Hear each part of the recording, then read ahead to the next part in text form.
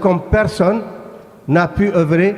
Lui-même, il a dit, et tout le monde a témoigné en son époque, les mourides, eux, ils s'investissent dans la khidma pour œuvrer pour Khadim Rasoul et mettre leur khidma dans la khidma de Khadim Rasoul offerte au prophète Mohammed sallallahu alayhi wa sallam. Les mourides, ils vivent pour la khidma. Œuvrer pour Khadim Rasoul, c'est œuvrer pour le prophète Mohammed sallallahu alayhi wa sallam. D'ailleurs, les soufis comprennent très bien cela. Il y avait un grand cheikh qui était un disciple de cheikh Abul Hassan Chadli. Abul Hassan Chadli, c'était le qutb de son époque. Et c'était un qutb incroyable. Il disait Sahaltu tariqata lil khaliqa. J'ai aplani la voie pour les disciples. Un de ses disciples, il l'aimait tellement, tellement qu'il ne parlait que de lui. Il ne parle que de Cheikh Abul Hassan Chadli. Un jour, il voit le prophète Mohammed sallallahu alayhi wa sallam. Et il dit, ô prophète, je fais mon pardon, je fais mon repentir, parce que mon amour pour Abul Hassan Chadli m'a fait oublier de te mentionner et de parler de toi. Le prophète Mohammed sallallahu alayhi wa sallam a souri.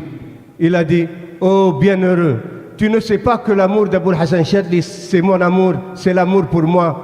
L'amour que tu portes, Abul Hassan Chadli, c'est l'amour que tu portes pour moi.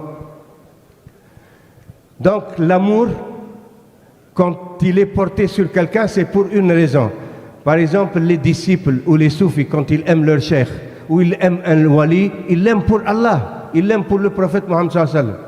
Donc, ils personnifient cet amour. Parce que, au lieu de rester dans l'abstraction, ils le personnifient. Ils donnent des hadiyas, ils l'honorent pour la face d'Allah, pour la face du prophète Mohammed sallallahu alayhi wa sallam.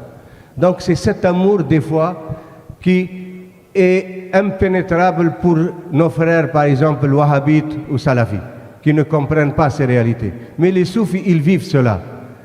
Et d'ailleurs, ça fait partie de la sunna du prophète Mohammed sallallahu alayhi wa sallam. Le prophète Mohammed sallallahu alayhi wa sallam, le jour de Hudaybiyah, quand il y avait Sulh al-Hudaybiyah, quand Urwa ibn Mas'ud, envoyé par les Qurayshites pour négocier avec le prophète Mohammed sallallahu alayhi wa sallam pour qu'il ne fait pas la Umrah, parce qu'ils veulent l'empêcher de faire la Umrah pour ne pas, parce qu'ils sont en état de guerre, ils n'ont pas encore signé de pacte.